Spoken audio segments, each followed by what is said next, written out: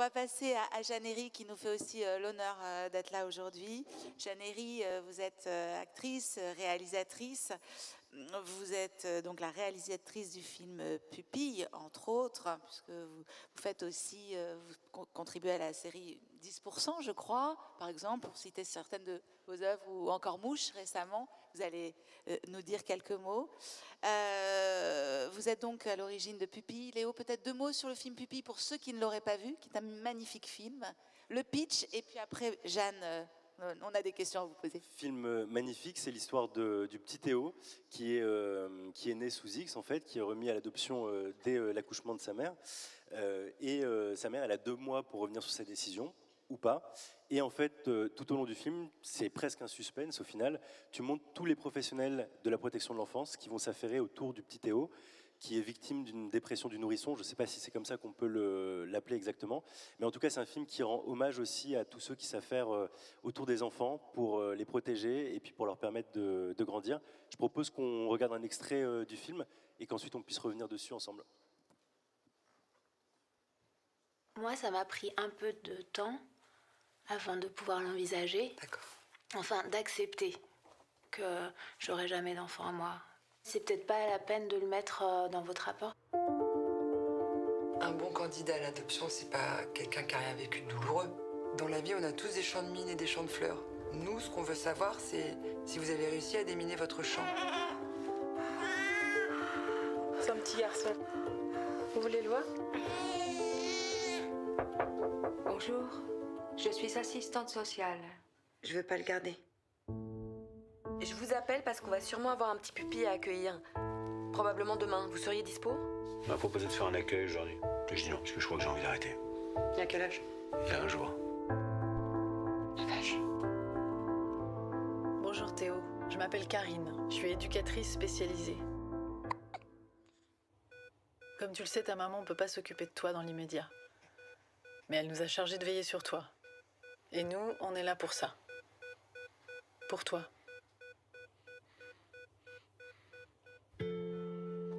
Faut continuer à bien boire, tu sais, hein, pour prendre du poids. Le conseil de famille a donné ses directives pour trouver des parents à ce petit Théo. Alice Langlois. Sa première demande d'agrément date d'il y a 8 ans. Elle est prête, cette femme. C'est le bon moment pour elle, je le sais. Je me sens carrément prête.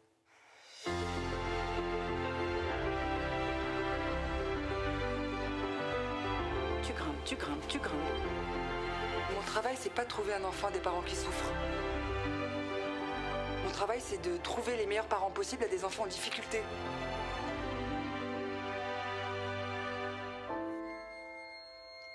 T'inquiète pas, ça va bien se passer. T'es un super mec.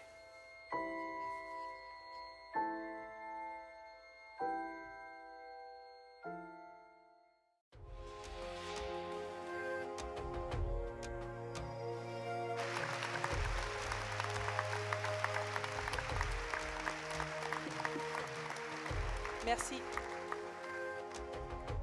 Quand on voit ton film, en fait, on se dit qu'au fond, tu dois vraiment bien connaître le sujet, que c'est un sujet que tu maîtrises très bien. J'ai la réponse à cette question, mais je voudrais savoir quand même pourquoi est-ce que tu es allé sur cette thématique-là? Qu'est-ce qui t'a motivé concrètement dans le scénario? Et est-ce que c'était pas aussi un peu casse-gueule, entre guillemets, de filmer un nourrisson et d'arriver sur un sujet aussi technique? Je vais essayer de répondre.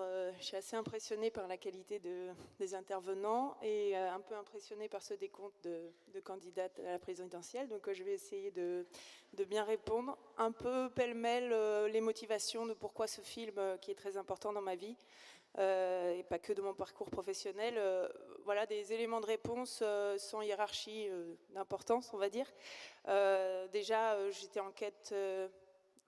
on va parler un peu cinéma en fait maintenant parce que moi j'ai pas été encadrée par l'ASE, je ne suis pas encadrante moi-même, je n'ai pas été sauvée par l'ASE, je n'ai pas souffert dans ma chair dans un foyer. Enfin voilà, je peux juste témoigner de quelqu'un qui voulait faire un film et trouver un sujet ou planter des graines de fiction à l'intérieur.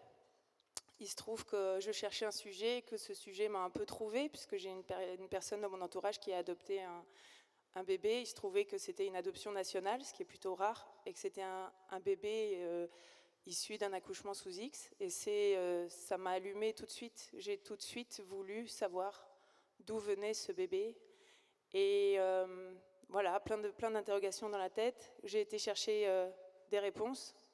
D'abord auprès d'une assistante sociale dont on m'a donné le contact, que je ne connaissais pas, et qui a accepté de répondre à mes questions. Et puis après, qui m'a dit de venir la voir. Elle est décédée il y a quelques semaines à Brest, donc pas tout près de chez moi. Et voilà, elle m'a dit de venir. Elle m'a dit, mais viens, mais je vais te présenter des gens, moi. Et c'est ce qu'elle a fait. Et voilà, pendant quelques mois, j'ai accumulé des récits, des témoignages. Je n'ai pas été voir les gens travailler dans leur service. Je leur ai demandé de me raconter leur travail, leurs activités, et j'ai accumulé ces récits. Et j'ai voulu faire naître un récit de film. Pourquoi ? Parce que je pense que je voulais... D'abord parce que c'était passionnant, parce que le fil que j'ai tiré d'abord sur l'accouchement sous X, puis l'adoption, ce qui est plutôt vraiment l'endroit que j'ai regardé à la loupe, et qui est un peu une niche, c'est une rareté, l'accouchement sous X, c'est une rareté, ces adoptions-là. Et tout ce que j'ai découvert m'a absolument passionnée, émue, tout le temps, sans relâche, nourrie intellectuellement, nourrie humainement. Alors je me disais, puisque moi ça m'intéresse, peut-être ça pourra intéresser des gens. Et puis je voyais du cinéma partout, je voyais des beaux personnages partout. À chaque fois, j'avais rendez-vous avec des fonctions, assistante sociale, éducatrice, chef de service, psychologue. Et puis après, je découvrais des gens. Des gens, c'est des personnages. Les personnages, les plus beaux personnages, c'est toujours des personnes. Et voilà, dans chacun des personnages que j'ai écrits par la suite, j'ai mis de moi, j'ai mis des gens que j'ai rencontrés. J'ai pensé aux acteurs. Et je me suis dit, qu'est-ce que c'est passionnant, la façon, tous ces protocoles-là. Voilà, moi j'ai été bouleversée, pour le coup, par les protocoles mis en place par la France pour encadrer. Il se trouve que moi j'ai jamais été encadrante, j'ai été que encadrée dans ma vie, j'ai été à l'école, j'ai été un peu à l'hôpital, ça s'est bien passé à chaque fois. Je voulais faire un petit tour du côté des encadrants, je voulais faire un truc sur le triomphe du collectif. Je pense que peut-être, moi j'aime bien, j'ai rien contre notre époque particulièrement, il y a des choses que j'aime, des choses que j'aime moins. Je souffre un tout petit peu, parfois, de l'hystérisation de la vie publique, de la prise de parole, sans penser. Il se trouve que dans les protocoles que j'ai vus là et que j'ai un peu étudiés, les lois, la façon dont la France organise la vie, le fait de dire, puisque la société, la vie, ça produit des malheurs, ça produit des gens qui vont pas bien, ça produit des gens qui sont dans la merde, on n'a qu'à payer des gens qui vont venir pour nous, les encadrer, les aider, adoucir, arrondir, accompagner. Et ça, j'ai trouvé ça merveilleux, un peu exceptionnel, et je me suis dit que la France avait raison de faire ça, et que moi j'étais fière d'être française pour ça. Et que même si je regardais qu'un endroit du réel et j'avais décidé de raconter que des gens qui travaillaient bien. Donc je crois que j'ai rencontré des gens assez fantastiques dans un département qui a une très bonne réputation, le Finistère. Et je sais qu'il y a des gens qui ne travaillent pas bien. Et je sais que ça produit beaucoup de maux. Et moi, j'avais décidé de parler de gens qui travaillaient bien, justement pour se débarrasser du sensationnalisme, parce que j'avais envie de peut-être aussi... de montrer que quand on le faisait bien, c'était exceptionnel. Je pense moi j'avais un gros besoin de me réfugier dans le collectif et dans le triomphe du collectif. Quand on fait du cinéma, c'est aussi un travail collectif. Moi je trouve qu'il y a un vrai rapport entre le travail des travailleurs sociaux et le travail des gens qui font du cinéma. On essaye tous de construire des récits qui marchent et qui produisent de la lumière, du sens. Et donc voilà pourquoi tout ça pêle-mêle. J'essaye de vous dire encore d'autres choses. Il se trouve que ce film m'a énormément enrichi. Je peux vous dire aussi qu'il a enrichi les acteurs et ceux qui l'ont fait, que les acteurs qui ont dû interpréter des travailleurs sociaux à l'écran ne l'ont pas fait à la légère, qu'ils avaient tous envie d'être très à la hauteur des gens qu'ils étaient en train d'incarner et de raconter, qui avaient un respect fantastique. l'impression d'être des héros, en fait. La réaction de Gilles Lelouch, elle était folle, parce que Gilles Lelouch m'a dit c'est mon premier rôle d'homme. Et c'est la première fois que je ne suis pas un flic, je ne suis pas un voyou, je ne suis pas un meilleur copain, je ne suis pas un queutard, je suis juste un homme. Et quand je lui ai dit que j'avais écrit ce rôle pour lui, il était très mignon parce que je ne le connais pas. Donc je lui ai dit, mais tu sais, j'ai écrit ce rôle pour toi. Il me dit, c'est pas vrai. Je dis, bah si. Non, mais c'est pas vrai. Je dis, mais oui. Mais putain, mais parce qu'il est bien ce mec. Bah, je lui dis, bah oui, non, bah non, bah oui, il est génial. Je pense qu'il s'est un petit peu pris pour le personnage à un moment donné, en disant c'est moi qui ai inspiré ça, donc je suis ça. Non mais voilà, pour vous dire que sur le plateau, c'était vous les héros, et que c'était pas les grands acteurs. Et que les grands acteurs, ils voulaient être à la hauteur de vous. Et que les bébés...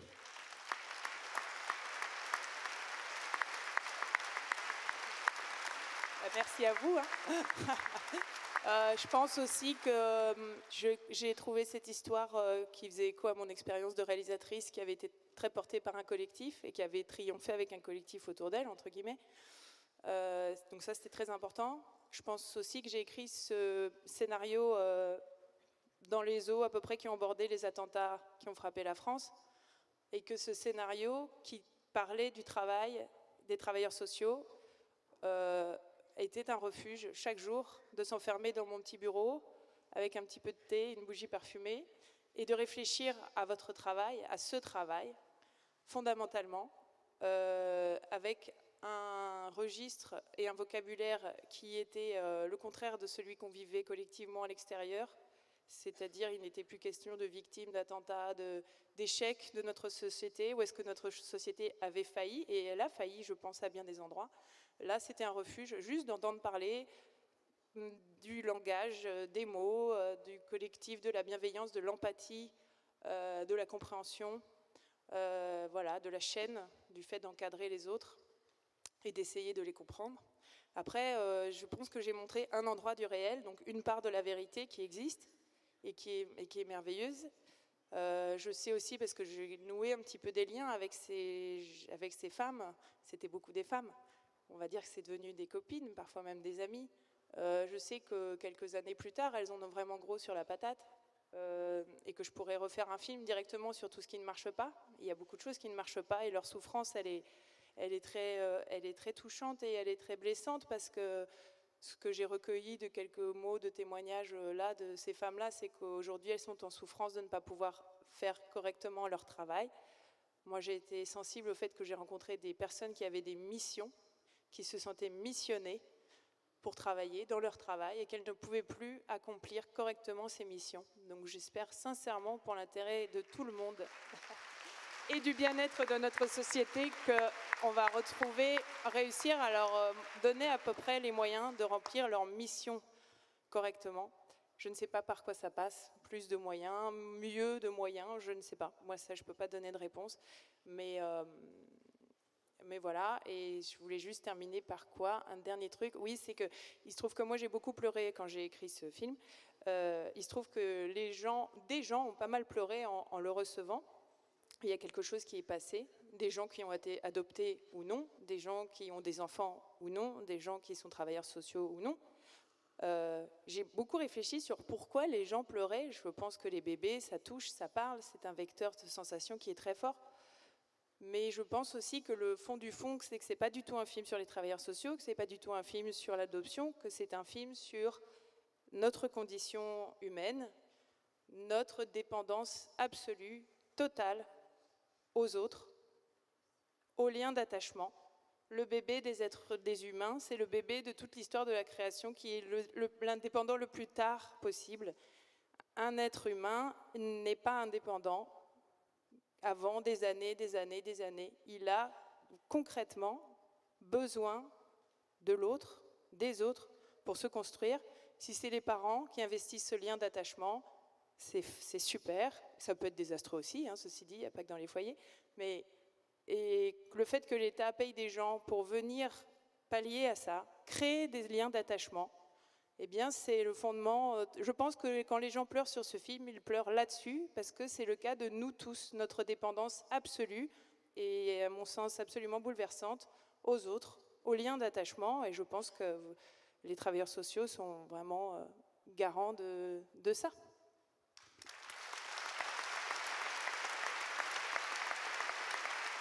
Votez pour moi. Désolée, c'est vrai que c'est stressant, c'est bien. Merci Jeannery, quelle élégance, enfin vraiment merci à tous, vos propos ont été vraiment très très très intéressants, très forts. Je suis vraiment très heureuse de la qualité de cette table ronde, j'espère que vous l'êtes aussi, je crois qu'on peut vous applaudir encore, c'était vraiment la grande classe, grande classe.